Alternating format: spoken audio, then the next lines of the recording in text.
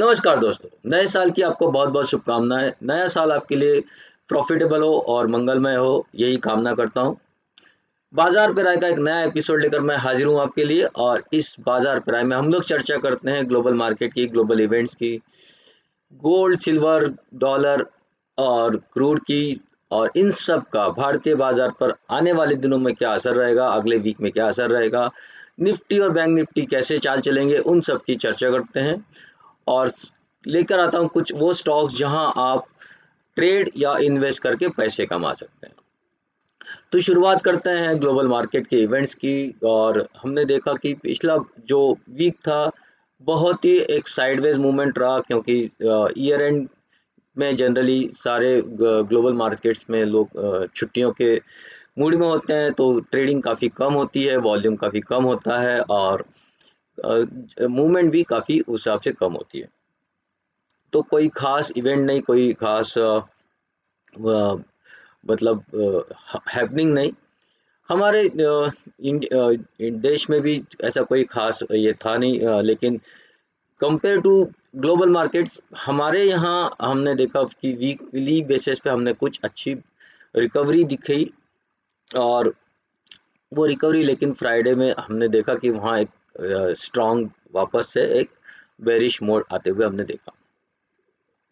तो क्या वजह है ये सारी चीज़ की? तो पहली बात तो ये है कि देखिए, अ, अभी जो नया कंसर्न है लोगों के दिल में पूरे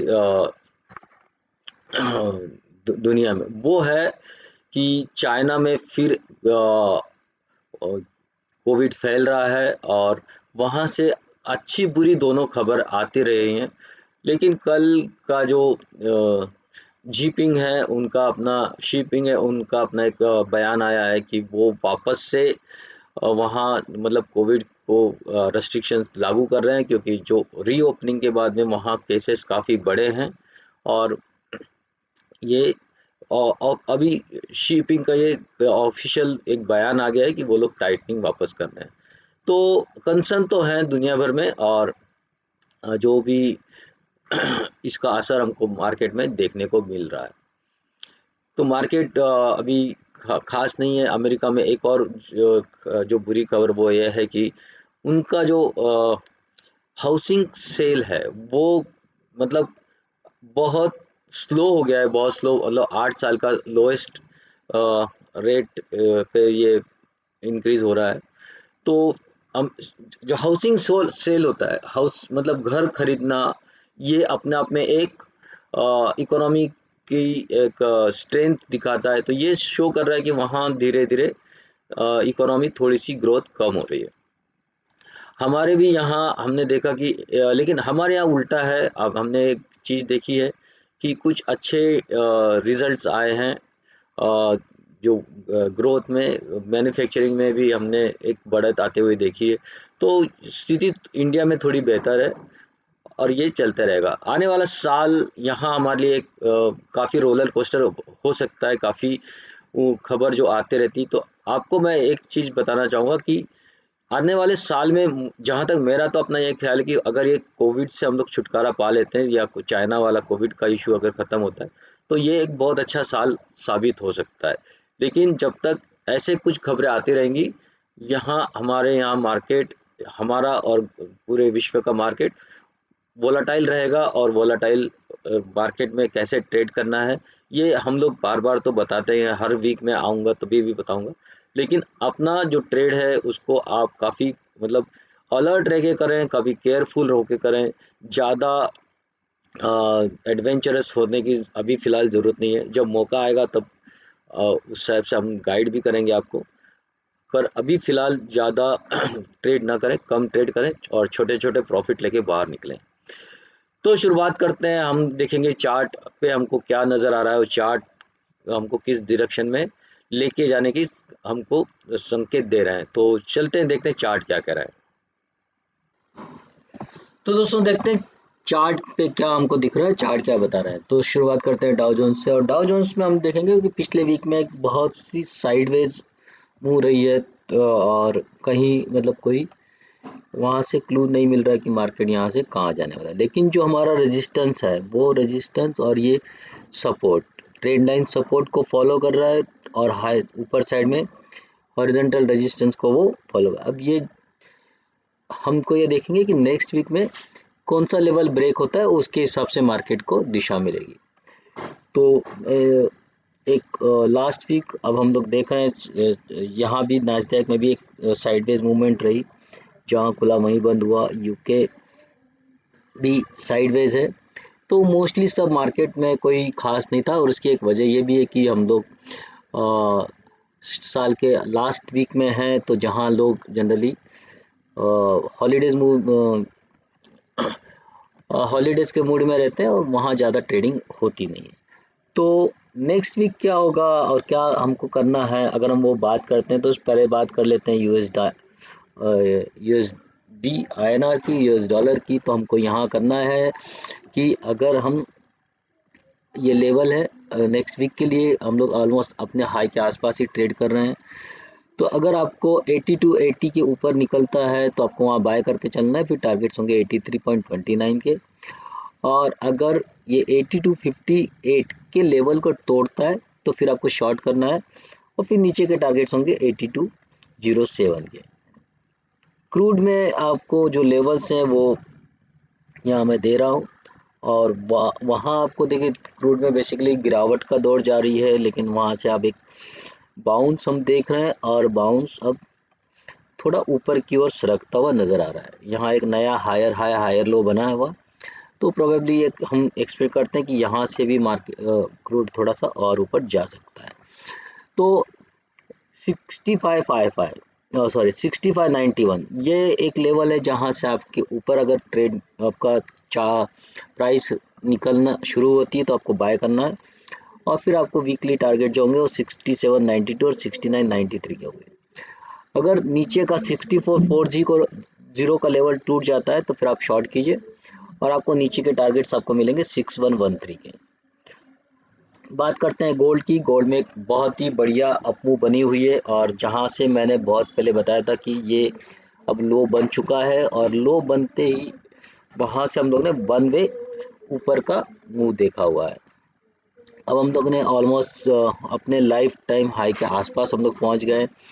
यहाँ आपको अपमूव जारी होते दिख सकती है थोड़े, या थोड़ा साइडवेज मूवमेंट आती हुई दिख सकती है। तो 55,132 ये लेवल है, इसके ऊपर अगर हम लोग ट्रेड करना शुरू करते हैं तो बाय कीजिए। टारगेट्स होंगे 56,166 के, और 54,821 ये लेवल टूटती है नीचे की ओर तो आप वहां से शॉर्ट कीजिए, और नीचे के टारगेट्स होंगे 54,214 के।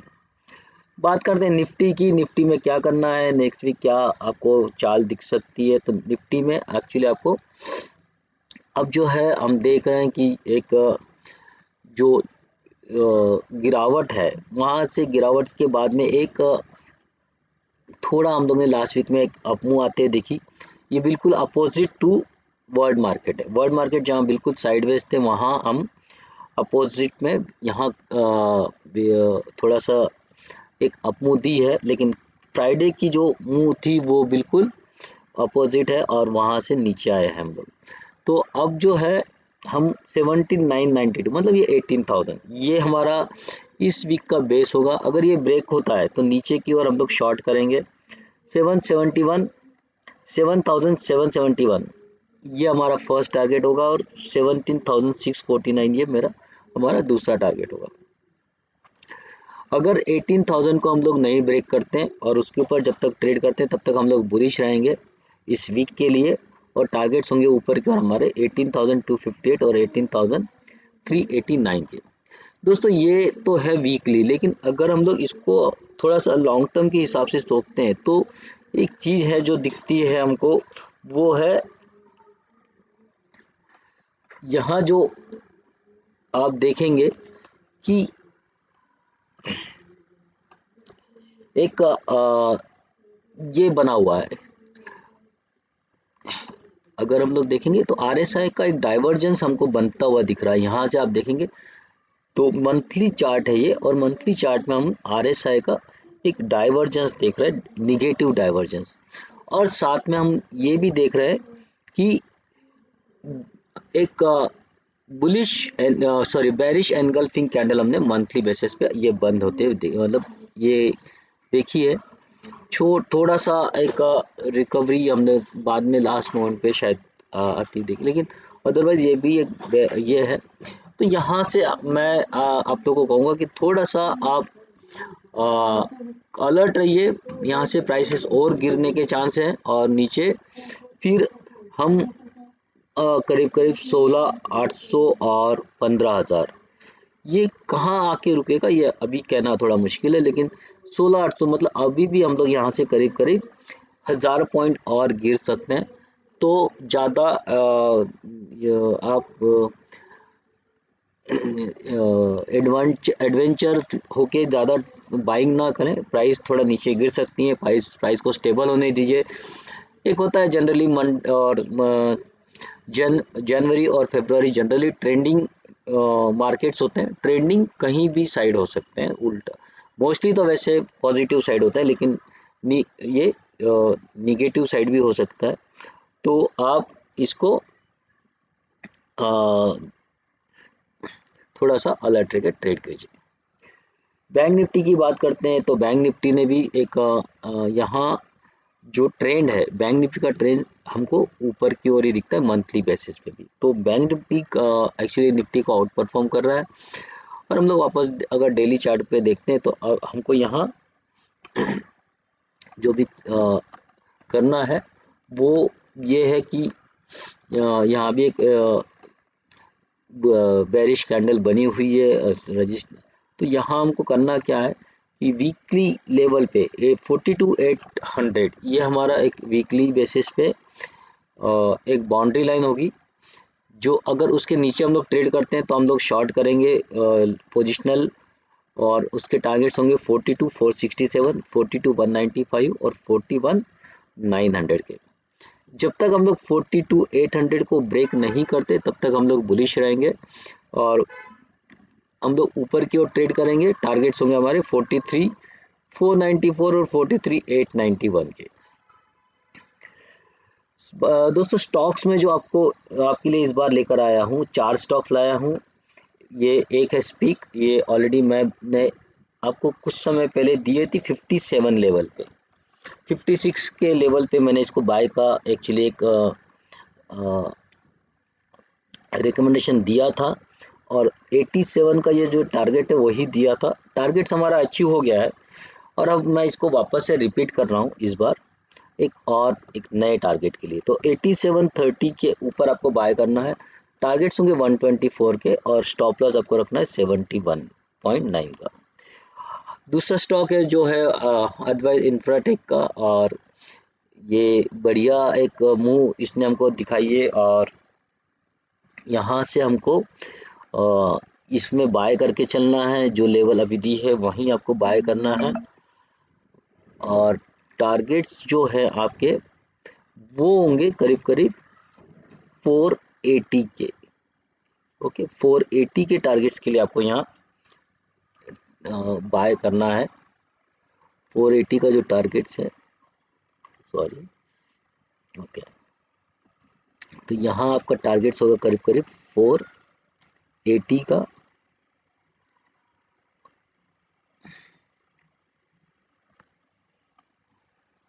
480 के टारगेट्स के लिए आपको ये करना है, और आपको स्टॉप लॉस रखना है 327 का। तो स्टॉप लॉस भी थोड़ा बड़ा है, लेकिन टारगेट्स भी उसके सामने बड़े हैं। तीसरा स्टॉक है जो मैं आपके लिए लेकर आया हूँ वो है क्राफ्ट्समैन। क्राफ्ट्समैन में आपको है उस लेवल पे ही बाय करके चलना है। अच्छा एक ब्रेकआउट है, 52 वीक हाई का ब्रेकआउट है, और यहाँ से आपको बाय करके चलना है। यहाँ से आपके टारगेट्स होंगे ऑलमोस्ट 4,000 के। 4,000 के टारगेट्स के लिए आपको बाय करना है। स्टॉप लॉस आपको यहाँ रखना है करीब करीब 3272 का, ये आपका स्टॉप लॉस होगा। और लास्ट में जो मैं एक लिखा हूँ वो है आरईसी लिमिटेड। आरईसी में आपको बाय करके चलना है 11650 के ऊपर, टारगेट्स होंगे 126.85 और स्टॉप लॉस आपको रखना है 112 का।